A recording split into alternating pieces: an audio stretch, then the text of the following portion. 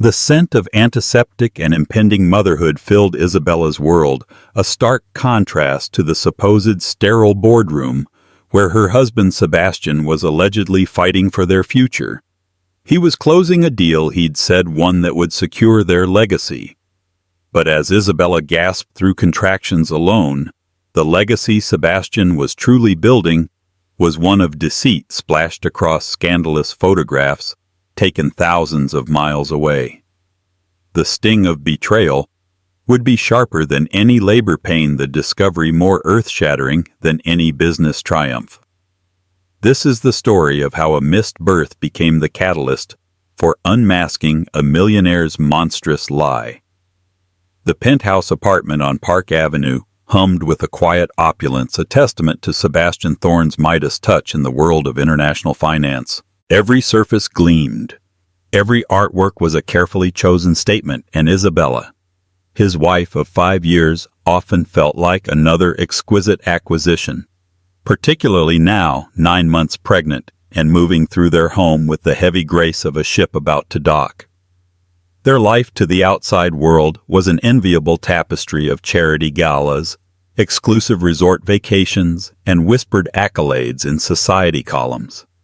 Sebastian, with his sharp suits, sharper intellect, and a smile that could disarm titans of industry, was the architect of this glittering existence. Isabella, a former art curator, with a quiet warmth that sometimes felt lost in the echoing grandeur of their life, had once believed she was his most cherished partner, the anchor to his soaring ambition. But lately, a chill had begun to permeate the perfectly climate-controlled air of their home. It wasn't a dramatic shift, nothing so overt as a slammed door or a raised voice.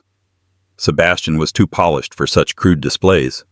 Instead, it was in the subtle, almost imperceptible withdrawals. The way his eyes, usually so intensely focused on her, would sometimes drift to his phone during their dinners, a flicker of something unreadable in their depths. The late nights at the office that became more frequent, punctuated by clipped explanations of market volatility or sensitive negotiations.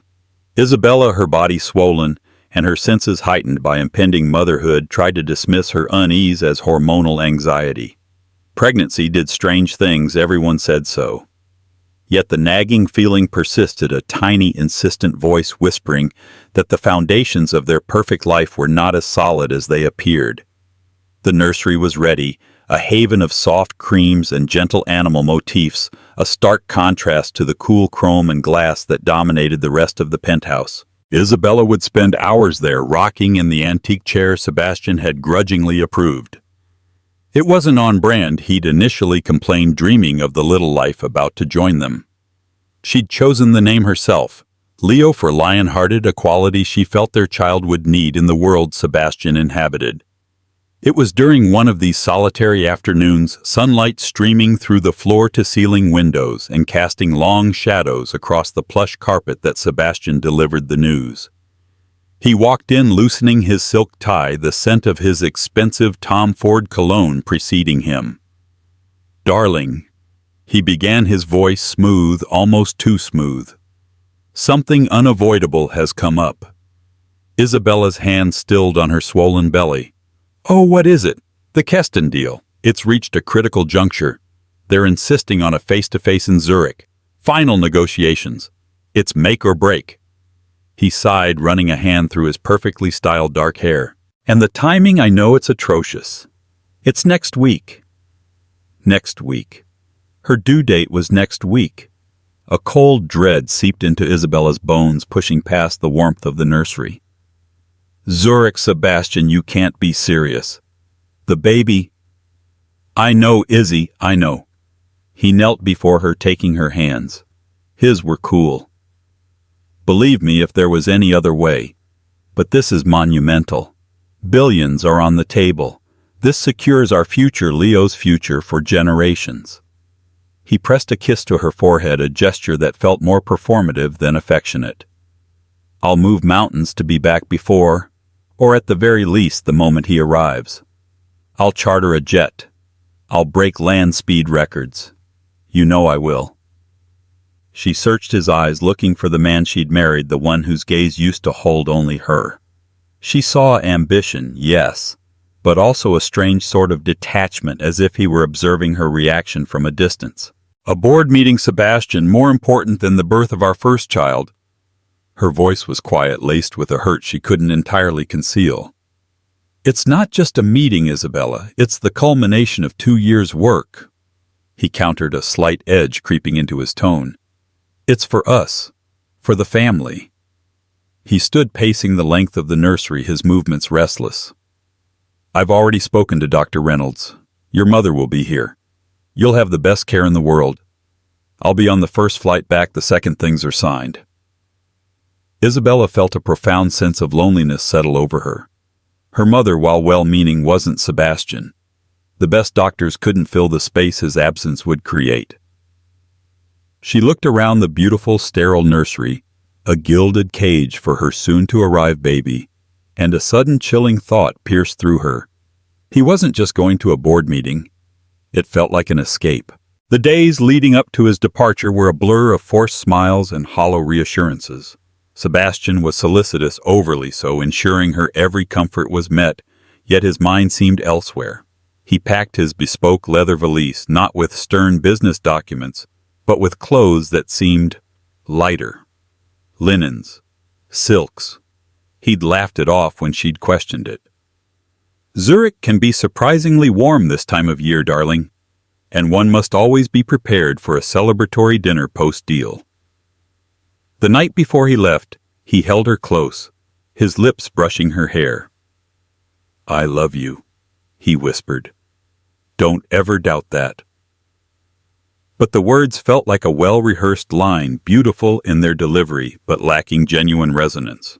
As she watched his chauffeured car pull away from the curb the next morning, a single tear escaped and traced a lonely path down her cheek. It wasn't just a tear for his absence during the birth. It was a tear for the growing chasm between them. A tear for the gnawing suspicion that the perfect life Sebastian Thorne had built was beginning to crack, revealing something ugly beneath the shimmering facade. The chill in the penthouse had become a palpable frost, and Isabella was left alone, waiting for a birth and dreading a truth she couldn't yet name. The first contraction gripped Isabella in the dead of night, a fierce tightening band that stole her breath and sent a jolt of panic through her. Alone. She was utterly alone in the vast, silent penthouse, save for the rhythmic hum of the city far below. Her mother was due to arrive in the morning, delayed by a sudden, inexplicable flight cancellation that Sebastian had tried his best to sort out from afar, his texts full of apologies that felt as distant as he was. She fumbled for her phone, her fingers trembling as she dialed Dr. Reynolds. The doctor's calm voice was a small comfort, guiding her through the initial stages, advising her when to head to the hospital. Each subsequent contraction came harder, faster, a relentless tide pulling her further from shore. The meticulously packed hospital bag selected with Sebastian weeks ago, during a rare afternoon he'd dedicated entirely to her, felt like a relic from a different lifetime. The drive to the Lenox Hill Hospital, coordinated by her doorman and a hastily summoned car service, was a surreal journey through a sleeping city. Isabella stared out at the blurred lights, each pang of labor a stark reminder of Sebastian's absence. He was, according to his last brief message, in the thick of it, negotiations running late, the connection patchy. He'd promised to call the moment he could. No call came. The delivery room was indeed sterile white and efficient, echoing the conversation she'd dreaded.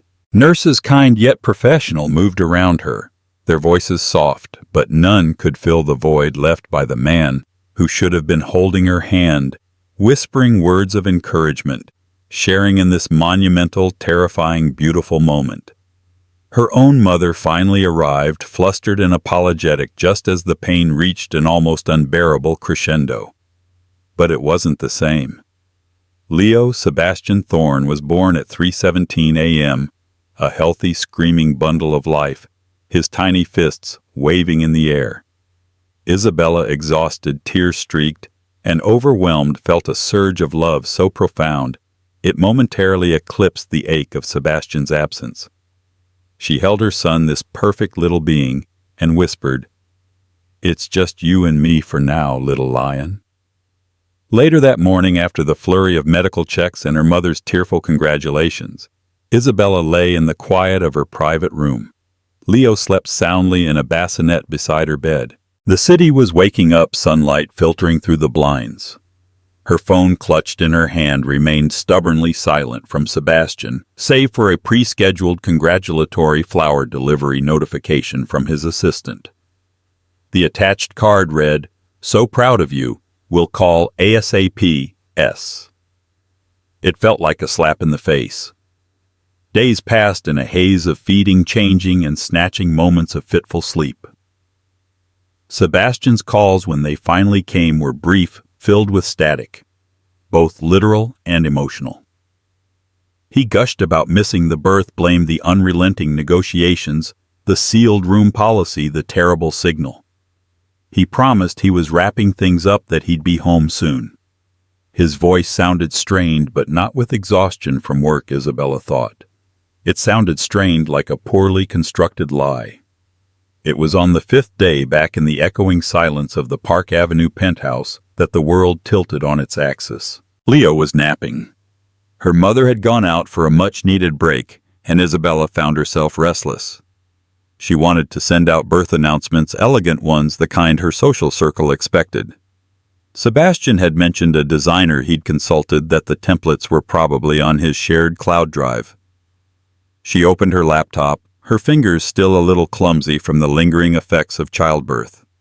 Navigating to their shared drive, a space usually reserved for household accounts, renovation plans, and vacation itineraries, she searched for birth announcements, or Leo. Nothing. Then she remembered Sebastian's penchant for obscure folder names, a habit he claimed was for security. She started browse through the recent uploads, her eyes scanning cryptic titles: Zurich Projections, Keston Comms, Project Nightingale. And then she saw it. A folder innocuously named Santorini, Q2 Highlights. Santorini, not Zurich. Her heart began to hammer against her ribs. Why would Sebastian have a folder about Santorini? He'd never mentioned any business there. Curiosity, sharp and irresistible, compelled her to click. The folder wasn't large. It contained about 30 images. The first few were scenic shots. Whitewashed villages clinging to cliffs, blue-domed churches, the glittering Aegean Sea. Standard tourist fare. Perhaps it was research for a future vacation, she tried to tell herself, a desperate attempt to rationalize. Then she clicked on the fourth image. Isabella's breath hitched. The world swam. It was Sebastian. Unmistakably Sebastian. He was laughing, his head thrown back, the Mediterranean sun bronzing his skin. He wasn't wearing a suit. He was in a crisp white linen shirt, open at the collar, and tailored shorts. He looked relaxed, carefree, younger even, and he wasn't alone. His arm was wrapped tightly around the waist of a woman, a stunning woman with long raven hair cascading over her shoulders, a vibrant hibiscus red dress clinging to her slender figure. Her face, alight with adoration, was turned up toward Sebastian. They were standing on a picturesque caldera-edged terrace, champagne flutes in their hands, the iconic scenery of Oya unfolding behind them like a cruel romantic backdrop. The timestamp on the photo, 2 days before Leo was born. The day Sebastian was supposedly locked in critical negotiations. Her hand flew to her mouth, stifling a sob. Scroll. Click. Each photo was a fresh stab to her heart. Sebastian and the woman dining at a candlelit table overlooking the sea. Sebastian and the woman sunbathing on the deck of a private yacht, her hand resting possessively on his chest. Sebastian and the woman, her lips pressed to his neck, a selfie taken in what looked like a luxurious hotel room, the distinctive architecture of the Canov's Oya Suites, a place they'd once idly talked of visiting for their anniversary, clearly visible through the window. There were no boardrooms, no spreadsheets, no stern-faced executives, only sun-sea illicit passion and betrayal. The Keston deal, Zurich, the bad connection. All of it a monstrous, intricate lie. He hadn't missed the birth of their son for a board meeting. He'd missed it for a tryst with his mistress in Greece. The laptop slipped from her trembling fingers, clattering onto the expensive Persian rug. Isabella stared blankly ahead, the vibrant images burned into her retinas. The silence of the penthouse was no longer just quiet. It was suffocating, filled with the deafening roar of her husband's deceit. The chill she'd felt for months had become an Arctic wasteland, and she was stranded in its frozen heart, her newborn son, her only fragile warmth. The shattering had begun. Sebastian returned 3 days later, not on a hastily chartered private jet, but on a scheduled commercial flight first class, naturally looking less like a man who'd wrestled with a multi-billion-dollar deal and more like someone reluctantly returning from a hedonistic escape. He walked into the penthouse, his expensive leather shoes barely making a sound on the marble foyer, a carefully curated expression of weary triumph etched onto his handsome face. "Izzy, darling Leo," he exclaimed, his voice a little too loud, a little too bright. He rushed towards her, arms outstretched, but Isabella recoiled as if from a viper. The scent of his familiar cologne, once a comfort, now seemed laced with the phantom fragrance of another woman's perfume, the salt of a foreign sea.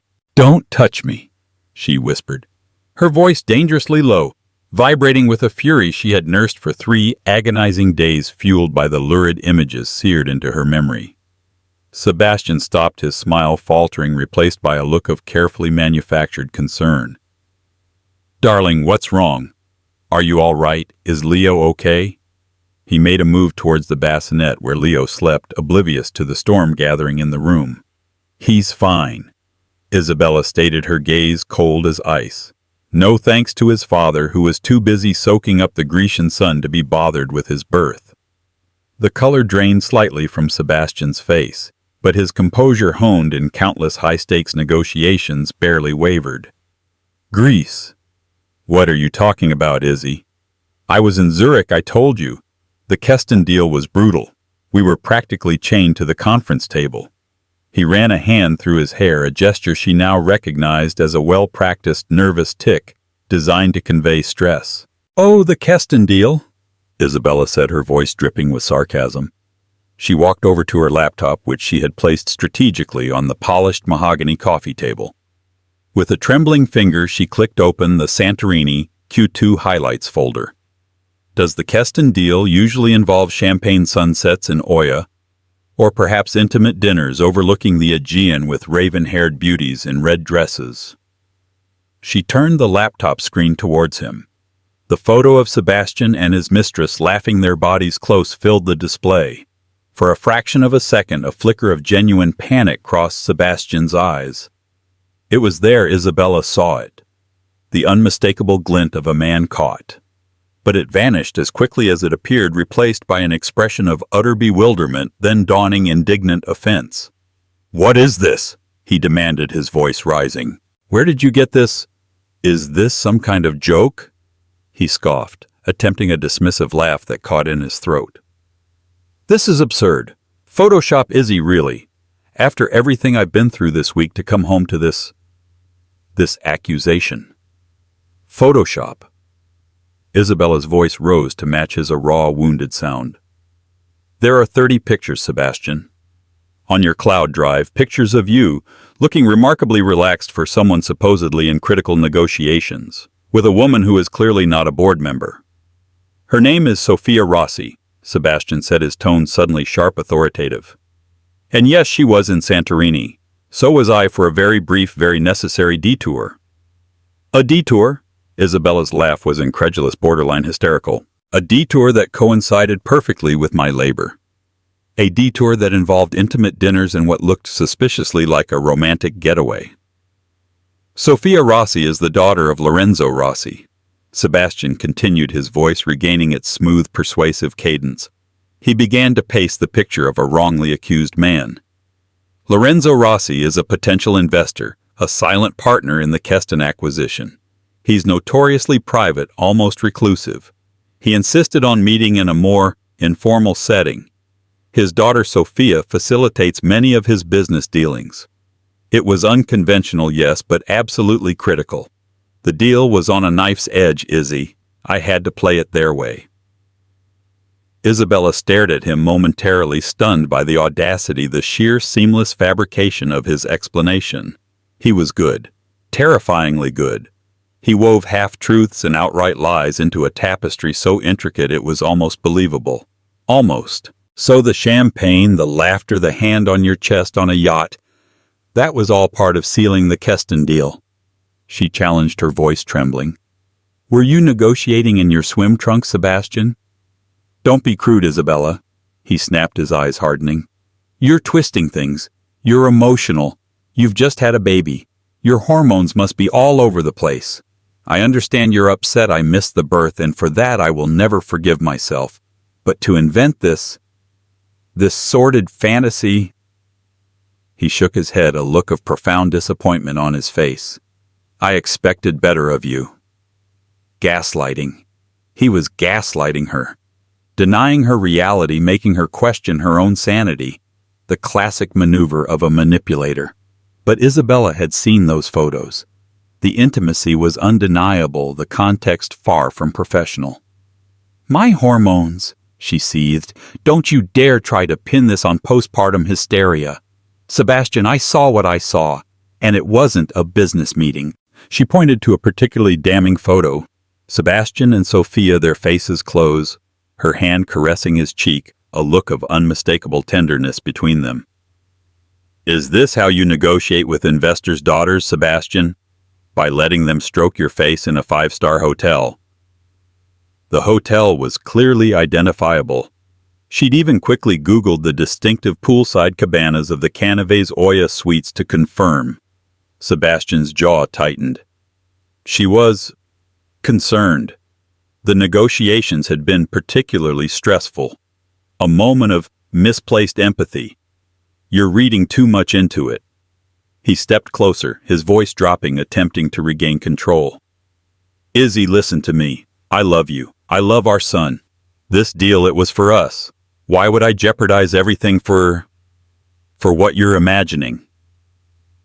That's what I'd like to know. Isabella whispered, tears finally welling in her eyes.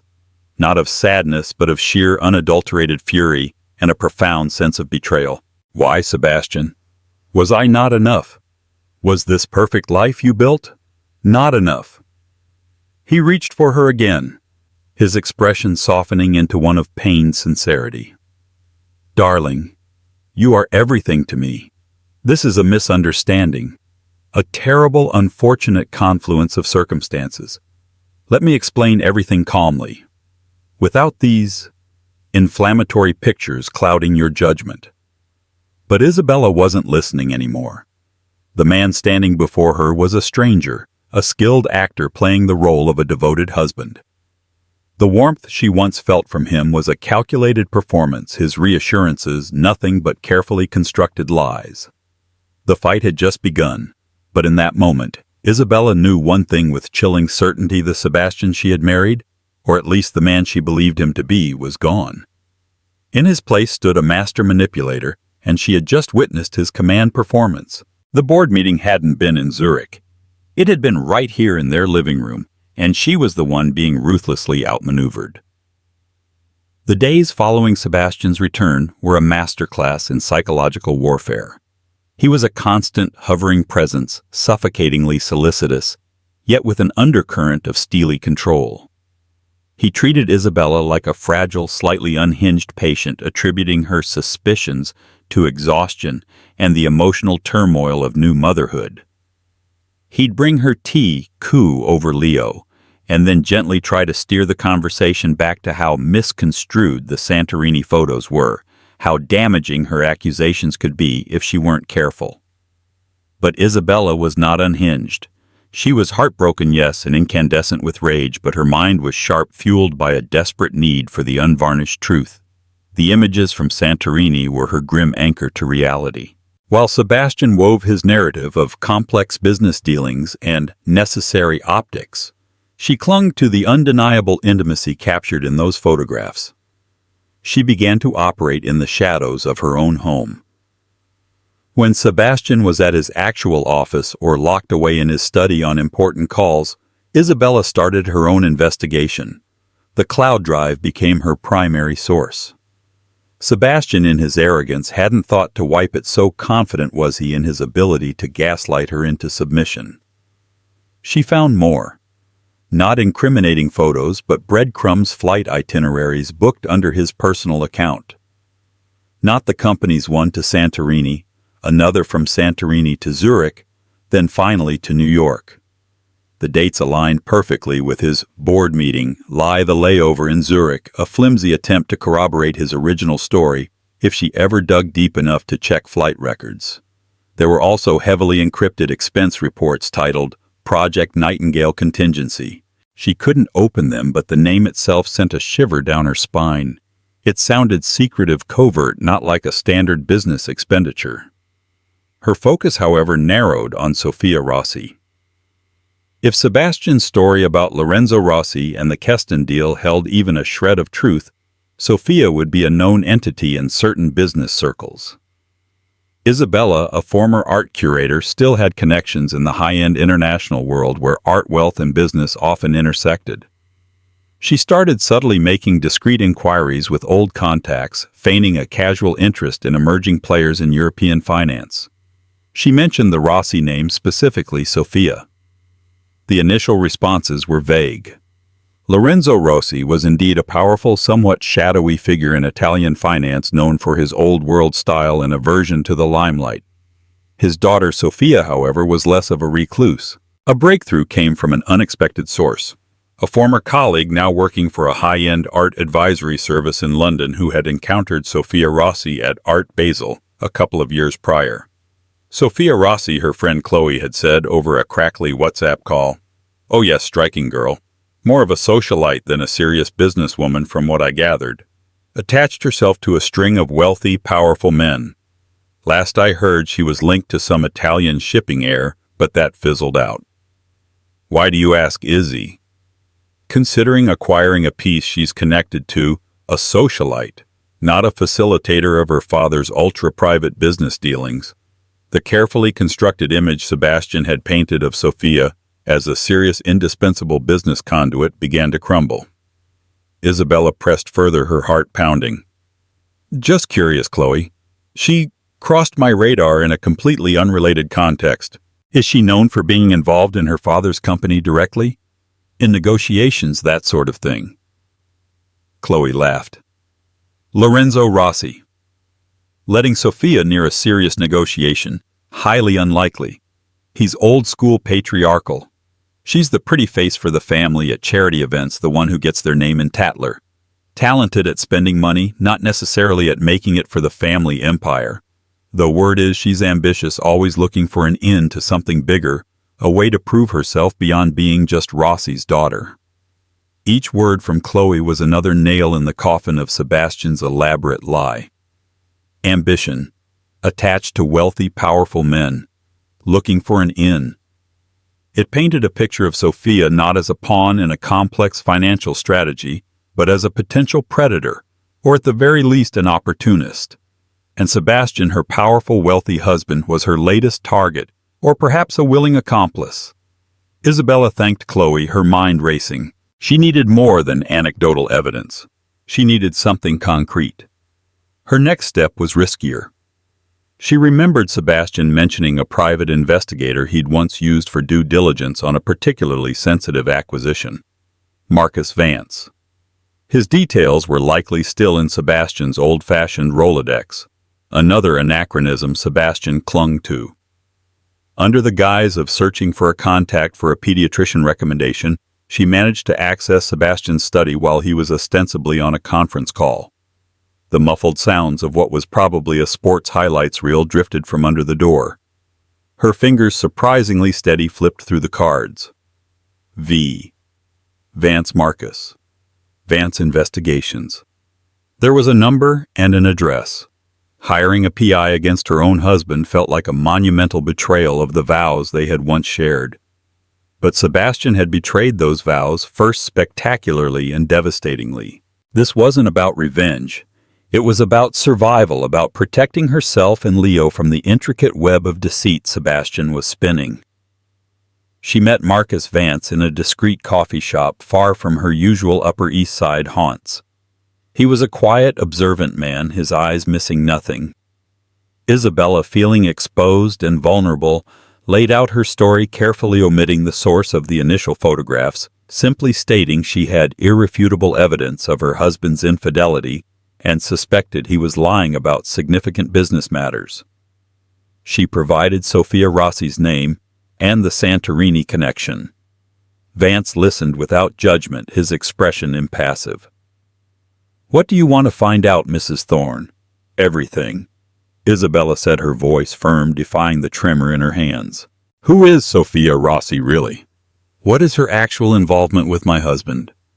Was there a legitimate business reason for them to be in Santorini, and this Keston deal he claims was in Zurich? I want to know how much of that is real." She also mentioned Project Nightingale, a long shot but worth including. Vance quoted a steep fee, one that barely registered with Isabella. Sebastian's betrayal had already cost her far more than money. She transferred the retainer from a personal account Sebastian didn't closely monitor, an account she'd maintained from her days as a curator. As she left the coffee shop, a sliver of grim determination pierced through her despair. Sebastian thought he had her cowed, convinced she was a fragile, hormonal mess. He had no idea she was now silently, methodically dismantling his fortress of lies, brick by deceitful brick. The gaslighting had failed. Isabella was no longer just reacting. She was fighting back, and the truth about Sofia Rossi and the phantom Keston deal was about to be dragged into the harsh light of day. The cracks in Sebastian's perfect facade were widening, and soon she hoped the entire rotten structure would come crashing down. Marcus Vance worked with an unnerving efficiency that was both terrifying and validating for Isabella. Within a week, his initial report landed in her encrypted email inbox, a concise, chilling dossier that stripped away the last vestiges of Sebastian's carefully constructed narrative. Sofia Rossi, the report confirmed, was indeed Lorenzo Rossi's daughter. However, her official involvement in his legitimate business empire was negligible, mostly ceremonial. She was, as Chloe had hinted, a fixture on the European social scene, known for her beauty, her charm, and her uncanny ability to attach herself to men of significant wealth and influence. There was a string of them, each relationship lasting just long enough for Sofia to enjoy the lifestyle and presumably to assess her prospects. Vance's report included discreetly obtained photographs of Sofia, with at least 3 other prominent European businessmen in the past 5 years, always in glamorous, intimate settings. There was no mention of her facilitating high-stakes clandestine negotiations for her father. More damningly, Vance found no credible evidence of any Keston deal involving Lorenzo Rossi that would necessitate a secret meeting in Santorini, let alone one requiring Sebastian's presence during the birth of his child.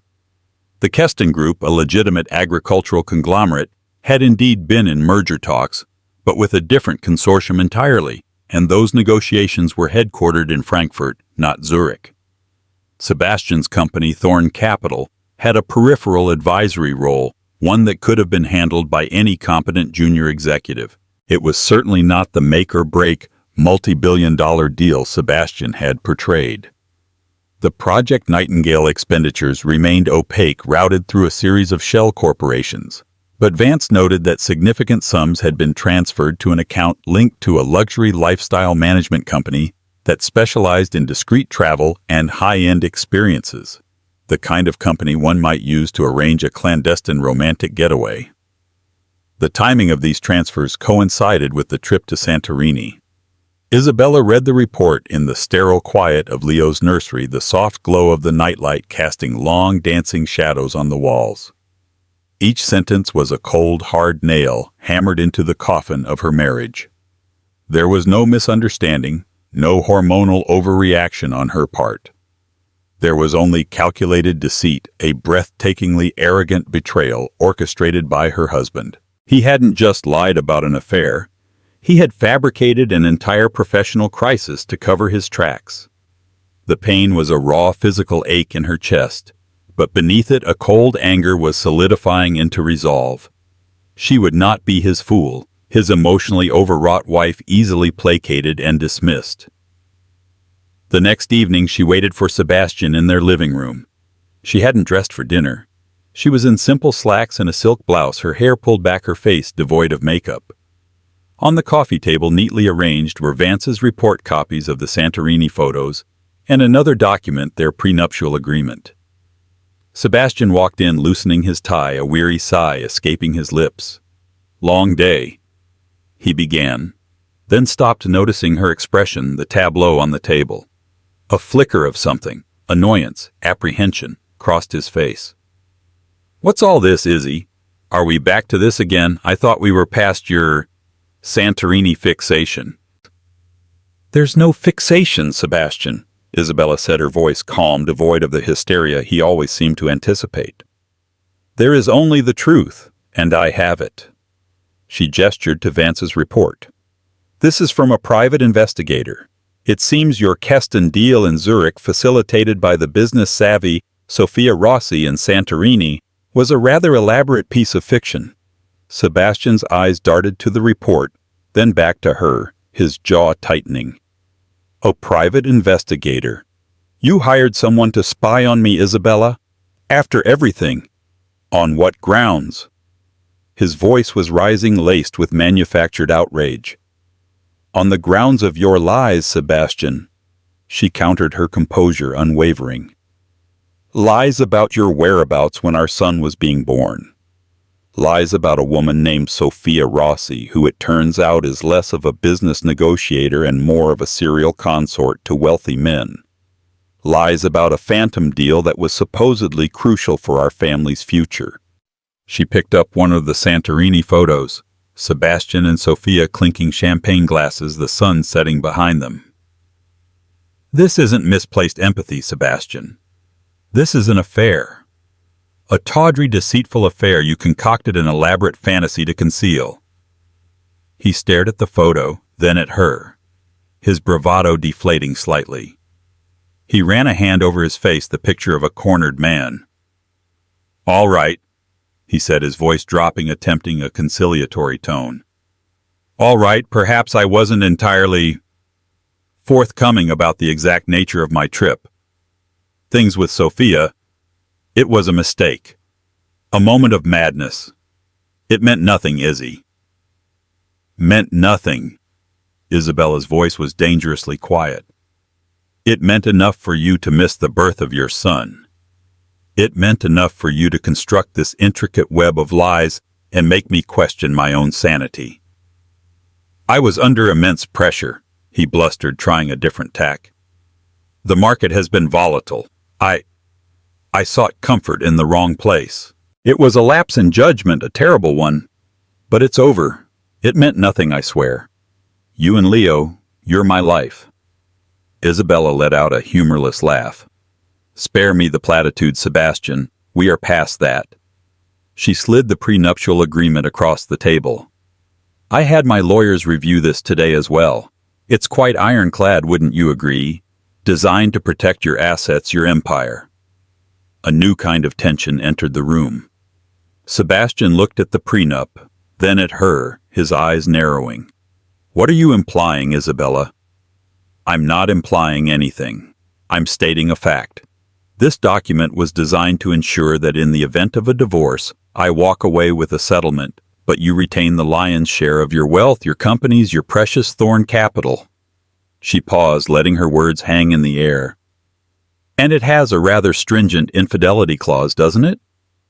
One that, if proven, significantly alters the distribution of assets." Sebastian's face, for the first time since she'd known him, showed a trace of genuine fear. Not fear of losing her, she realized with a pang, but fear of losing control, of losing his money. "You wouldn't," he scoffed, but there was no conviction in his voice. "Think of the scandal, Isabella. Think of Leo, dragging our names through the mud, airing our dirty laundry in public. That's not you. You seem to have a very convenient and very inaccurate idea of who I am." "Sebastian," she replied, her voice like steel. "You thought I was too fragile, too naive, too easily manipulated. You underestimated me." She stood up, looking down at the man she had once loved, now a stranger defined by his deceit. "I want you out, Sebastian. Out of this apartment tonight. We will discuss the terms of our separation through our lawyers, and be under no illusion I have the proof. I have the photos, I have the investigator's report. I have flight records, and I'm sure Project Nightingale will make for interesting reading under discovery." He stared at her speechless for a moment, the implications of her ultimatum sinking in. The power dynamic in the room had irrevocably shifted. He had always held the cards, the wealth, the control. Now, armed with the truth and the leverage of his own meticulously crafted prenuptial agreement, Isabella held the winning hand. "Isabella, please." He began, his voice hoarse, all pretense of anger gone, replaced by a desperate attempt at persuasion. "Let's not be hasty. We can work through this. Counseling. We can salvage this. For Leo." "There is nothing to salvage, Sebastian," Isabella said, her voice devoid of emotion. "You burned it all down when you chose a vacation with your mistress over the birth of your son. Now you have 1 hour to pack a bag and leave. If you're not gone, I'll have the doorman escort you out, and then I will call my lawyer and instruct her to file citing the infidelity clause. Your choice." The silence that followed was heavy, broken only by the distant hum of city traffic and the soft breathing of their son asleep in his nursery, blissfully unaware of the empire of lies crumbling around him. Sebastian Thorne, the master manipulator. The titan of finance, looked utterly defeated. He had played a high-stakes game and lost not in the boardroom, but in the sanctity of his own home to the woman he had so grievously underestimated. Sebastian, stripped of his bluster and faced with Isabella's unyielding resolve, did not call her bluff. The threat of public exposure, coupled with the very real financial implications of the infidelity clause in their prenup, was a language he understood perfectly. He packed a single expensive leather holdall, his movements stiff, his face a mask of cold fury and dawning panic. The silence between them was thick with unspoken recriminations. As the heavy front door of the penthouse clicked shut behind him, Isabella sank onto the sofa, a wave of exhaustion washing over her. It was done. The first, most painful step had been taken. In the days that followed, lawyers were engaged, and the sterile, formal dance of impending divorce began. Sebastian, through his legal team, initially attempted to negotiate to downplay the Santorini incident as a regrettable but isolated lapse. He offered a more generous settlement than the prenup strictly dictated, provided Isabella signed a comprehensive non-disclosure agreement and refrained from citing adultery in the divorce petition. His primary concern, it was clear, was damage control, protecting his reputation and his business interests. Isabella, however, stood firm. This wasn't just about money. It was about the profound betrayal, the gaslighting, the utter contempt he had shown for her and their child. She instructed her lawyer, a formidable woman named Harriet Stern, to proceed with citing the infidelity clause. The battle lines were drawn. It was during this period of tense legal wrangling that Marcus Vance delivered his final, more detailed report on Project Nightingale and Sophia Rossi. What it contained added a new sickening layer to Sebastian's deceit, a twist that went beyond simple infidelity and into the realm of calculated long-term manipulation. Vance had managed, through a source within the luxury lifestyle company, to get a clearer picture of Project Nightingale. It wasn't just for the Santorini trip. It was an ongoing slush fund established nearly a year prior, designed for executive relationship management. A euphemism, Vance explained, for funding and facilitating Sebastian's extramarital affairs, of which Sophia Rossi was merely the latest, albeit the most brazen. The fund covered private jets, secluded villas, lavish gifts, and hush money. Sebastian hadn't just had a momentary lapse in judgment. He had an established system for betrayal. But the most shocking revelation concerned Sophia Rossi herself. Vance had uncovered communications encrypted but partially retrieved from a discarded burner phone linked to one of Sophia's known associates. These communications weren't love notes. They were strategic, almost transactional, discussing Sebastian Thorne not as a lover, but as a target. He's besotted. One message from Sophia to an unknown recipient read, "Complacent. Believes his wife is too timid to ever challenge him. The Keston cover is holding. He's ready to be guided." Another, more chilling message alluded to asset vulnerability and leveraging personal indiscretions for future advantage. It became terrifyingly clear that Sophia Rossi was not just a socialite looking for a wealthy patron.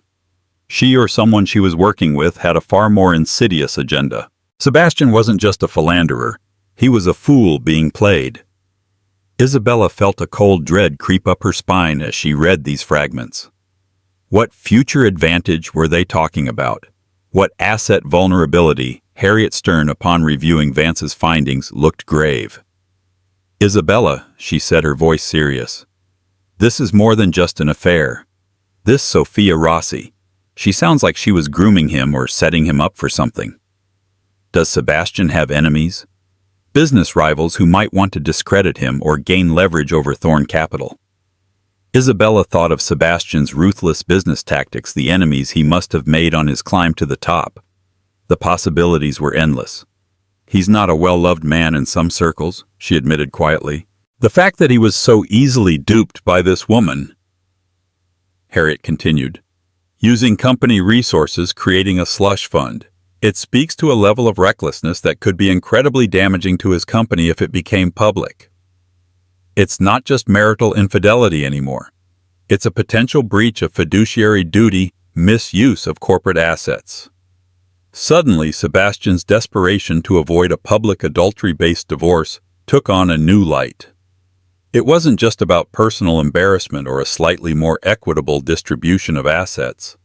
It was about protecting himself from a scandal that could unravel his entire business empire, a scandal that Sophia Rossi might have been engineering all along. Then came the most personal, most devastating blow. Vance's team cross-referencing timelines and Sebastian's Project Nightingale expenditures found evidence of another discreet trip, this one to a private clinic in Geneva, 6 months before the Santorini trip. The clinic specialized in fertility treatments and genetic testing. On its own, it might have seemed innocuous. But then Vance uncovered a subsequent encrypted email on Sebastian's secondary personal server, an email he clearly never intended Isabella to see. It was from the Geneva clinic, a follow-up after a consultation. It didn't contain specifics, but it referred to Mr. Thorne's concerns regarding future familial planning and discrete sample storage options. Isabella's blood ran cold. Sebastian had been at a fertility clinic exploring sample storage before Leo was even conceived via what she had believed was their mutual loving decision to start a family. Why was he questioning his own fertility? Or a more horrifying thought began to take root. Was he planning for a future that didn't necessarily include her, even as they were supposedly trying for a child together? The timing was cruel. He had been with her going through the motions of building a family, while simultaneously exploring options that suggested a deep-seated uncertainty, or worse, a duplicitous contingency plan. This wasn't just about other women. This cut to the very core of their shared life, their hopes for a child.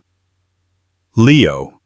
The revelation about the Geneva clinic, coupled with the information about Sophia Rossi's potentially predatory intentions and Sebastian's systematic infidelity, painted a picture of a man so profoundly deceitful, so deeply enmeshed in lies, that Isabella felt she had never truly known him at all. Her fight was no longer just about a divorce settlement or holding him accountable for an affair. It was about extricating herself and her son from a web of corruption and manipulation that was far more extensive and dangerous than she could have ever imagined. Sebastian hadn't just missed Leo's birth for a mistress. He had been living a double life, potentially jeopardizing his company and playing a reckless game with their future, all while planning for contingencies that excluded her from the picture. The betrayal was deeper, darker, and far more complicated than a simple case of a rich husband straying. It was a calculated dismantling of everything she had believed to be true. Armed with Marcus Vance's comprehensive evidence, the systematic infidelity funded by Project Nightingale, Sophia Rossi's predatory maneuvers, the Frankfurt truth of the Keston deal, and the deeply unsettling implications of the Geneva clinic visit, Isabella and Harriet Stern prepared for war. Sebastian's initial attempts at a quiet reputation-preserving settlement were unequivocally rejected. Harriet laid out their position in a stark letter to Sebastian's legal counsel. Full disclosure of all assets, including the off-books Project Nightingale Fund, and a settlement that far exceeded the standard terms of the prenup, reflecting the egregious nature of his deception and its potential impact on Thorn Capital, of which Isabella, through marital asset laws, technically held a stake. Furthermore, they demanded sole physical and legal custody of Leo, with supervised visitation for Sebastian, citing his reckless behavior and questionable judgment. The implicit threat was clear: if Sebastian fought them, the full sordid story, including Sophia Rossi's potential corporate espionage angle and the misuse of company funds, would become public record. Sebastian, faced with the ruin not just of his marriage but potentially his entire career and public standing, was finally forced to confront the true cost of his actions. The master manipulator found himself outmaneuvered, his carefully constructed world on the verge of implosion. The prospect of investors learning about Project Nightingale, or worse, the suggestion that he was compromised by a woman like Sophia Rossi, was a nightmare scenario for Thorn Capital. The negotiations were brutal and protracted. Sebastian's lawyers fought tooth and nail, attempting to discredit Vance's findings, to paint Isabella as vindictive to minimize the financial exposure. But the evidence was too compelling, the threat of public scandal too potent. Sebastian, for perhaps the first time in his adult life, was operating from a position of profound weakness. During one particularly acrimonious four-way meeting, lawyers present Sebastian and Isabella in separate conference rooms connected by video. Sebastian, his face pale and drawn, finally addressed Isabella directly, his voice devoid of its usual arrogant confidence. "Isabella, what is it you truly want?" he asked, his image flickering on the large screen. "To destroy me. To see everything I've built turn to ash." Isabella met his gaze, her own steady and unflinching. "I want what I am entitled to, Sebastian. What Leo is entitled to. And I want peace. Something that was impossible in a life built on your lies." She paused, then added, her voice cold. "What I wanted was a husband, a partner, a father to our child. You destroyed that, not me. You built your empire on a foundation of deceit, and now the cracks are showing. This is merely the consequence." The mention of the Geneva clinic, subtly introduced by Harriet as evidence of Sebastian's long-term duplicity regarding their family planning, seemed to break something in him. It was a betrayal so personal, so intimate, that even he couldn't spin it.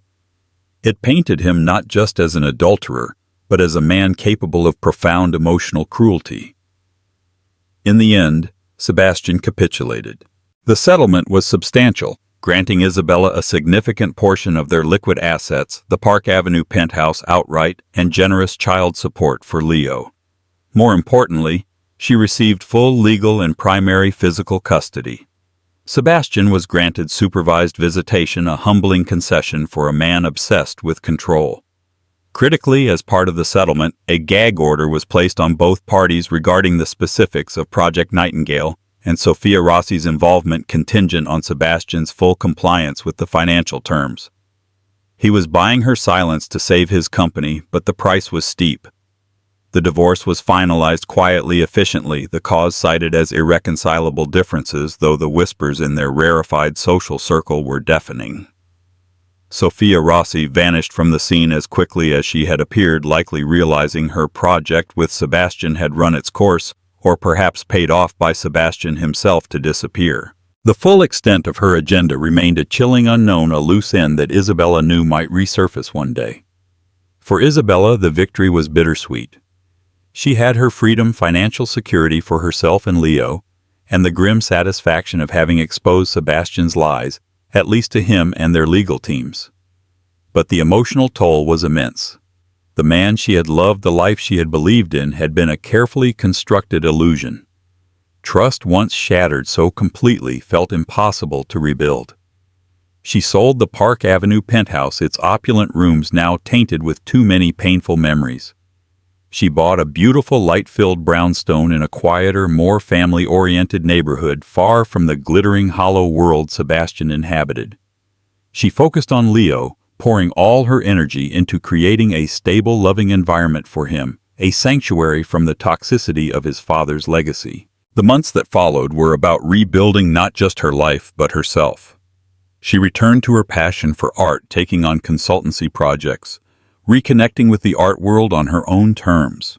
She found solace in the quiet rhythm of motherhood, in Leo's infectious giggle, in the small, everyday moments of genuine connection. Sebastian Thorne did not emerge unscathed. While he managed to avoid public implosion, rumors of his personal difficulties and erratic judgment began to circulate in financial districts from New York to London. Thorne Capital saw a dip in investor confidence. Several key executives, perhaps sensing instability at the top, quietly departed. His empire, while not destroyed, was undeniably tarnished. His visits with Leo were strained, awkward affairs, the shadow of his betrayal looming large. He was a father by biology, but a stranger in spirit. Isabella learned that liberation often comes at a high price. The fight had been grueling, forcing her to confront the darkest aspects of the man she had married and the hidden vulnerabilities within herself. But in doing so, she had unearthed a strength she never knew she possessed. She was no longer Isabella Thorne, the wife of a millionaire, an accessory to his grand ambitions. She was Isabella Quinn, her maiden name, a mother, an art consultant, a survivor. The reckoning had been painful, but it had also been a rebirth. She had walked through fire and emerged not unscathed but whole, and finally breathtakingly free. Isabella's journey from the depths of a devastating betrayal to the quiet strength of a reclaimed life is a stark reminder that even in the most gilded cages, truth has a way of shattering illusions. Her fight for herself and her son in the face of monstrous deceit and calculated manipulation showcases the incredible resilience of the human spirit. What would you have done in Isabella's Louboutins? Could you have navigated such a complex web of lies? If Isabella's story of unraveling a millionaire's secret life and forging her own path to freedom resonated with you, please show your support by liking this video and sharing it with others who appreciate tales of strength and survival. Don't forget to subscribe to our channel for more gripping stories of intricate lives, shocking twists, and the ultimate triumph of truth. Let us know your thoughts in the comments below. Your insights make our community richer.